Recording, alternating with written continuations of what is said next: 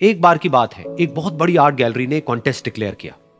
उसमें उन्होंने अनाउंस किया कि जो भी पेंटर पीस को डिपिक्ट करने वाली वर्ल्ड की सबसे अच्छी पेंटिंग बनाएगा, उसको $10 मिलियन का इनाम मिलेगा। यह बात पूरी दुनिया में फैल गई और पूरी दुनिया से हजारों पेंटर्स ने अपनी अपनी पेंटिंग भेजी उस कॉन्टेस्ट में पार्टिसिपेट करने के लिए। उन हजारों पेंटिंग्स में से जो इस कॉन्टेस्ट के जजेस थे, उन्होंने फाइनली 100 पेंटिंग्स को शॉर्टलिस्ट किया और उन 100 पेंटिंग्स की एक एग्जीबिशन लगाई।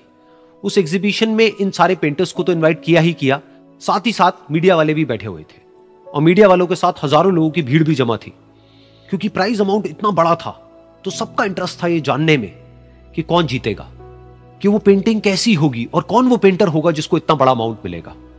फाइनली वो दिन आ ही गया। वहां पर सारी ही पेंटिंग्स देखने लायक थी और एक से बढ़कर एक थी।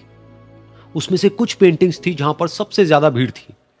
जैसे एक पेंटिंग थी जहां पर एक बिल्कुल साफ पानी की नदी बह रही थी, जिसके पीछे कुछ पहाड़ थे, उसके ऊपर बर्फ जमी हुई थी और पीछे से सनराइज हो रहा था।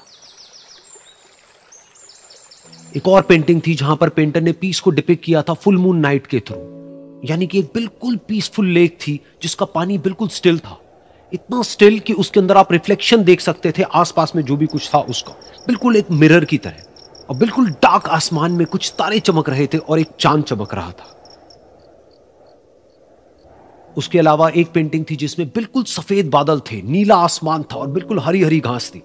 यानी कि सारी ही पेंटिंग्स ऐसी जिसको देख करके ही मन शांत हो जाए।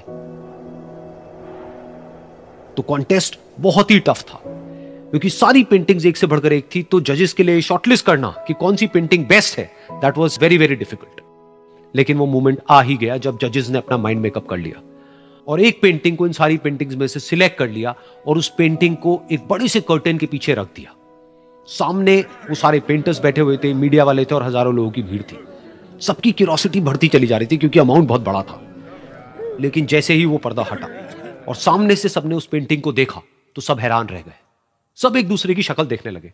किसी को कुछ समझ नहीं आ रहा था कि एक्चुअल में हो क्या रहा है, क्योंकि वो पेंटिंग जो वहां पर दिख रही थी वो दूर दूर तक शांति को डिपिक्ट नहीं कर रही थी।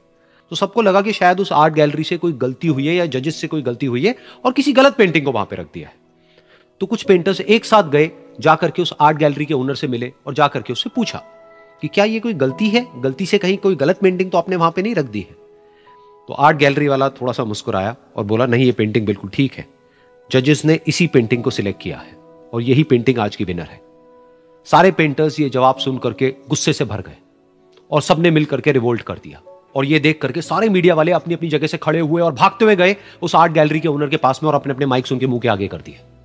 तो अगेन वो आर्ट गैलरी का जो ओनर था वो हल्का सा मुस्कुराया और उसने कहा कि मुझे कुछ बोलने से पहले एक बार इस पेंटिंग को आप लोग ध्यान से देखिए, थोड़ा पास से देखिए, शायद आपको कुछ ऐसा नजर आए जो दूर से नजर नहीं आ रहा है। क्योंकि आप सबने एक चीज तो देख ली कि इस पेंटिंग में आंधी है, तूफान है, चारों तरफ सब कुछ तहस नहस हो रहा है, आसमान में बिजली कड़क रही है, काले बादल हैं, ये सब तो आपने देख लिया। लेकिन एक चीज नहीं देखी कि इस पेंटिंग में एक घर भी है। उस घर में एक छोटी सी खिड़की है जहां पर एक आदमी खड़ा हुआ है। ध्यान से जाकर के देखिए, वो जो आदमी खड़ा हुआ है और बाहर देख रहा है उस घर से, उसके चेहरे पर कोई डर नहीं है, बल्कि एक हल्की सी मुस्कान है, एक ठहराव है, एक सुकून है। और यही है शांति का असली मतलब।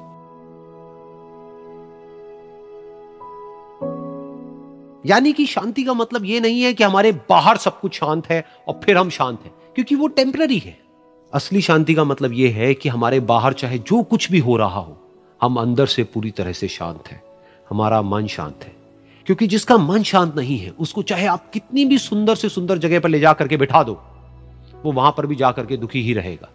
लेकिन दूसरी तरफ से जिसका मन शांत है, उसके बाहर चाहे कुछ भी हो रहा हो, चाहे मौसम कैसा भी हो, चाहे उसके आसपास में सब कुछ तहस नहस हो रहा हो, तूफान हो, लेकिन वो अंदर से बिल्कुल शांत रहेगा।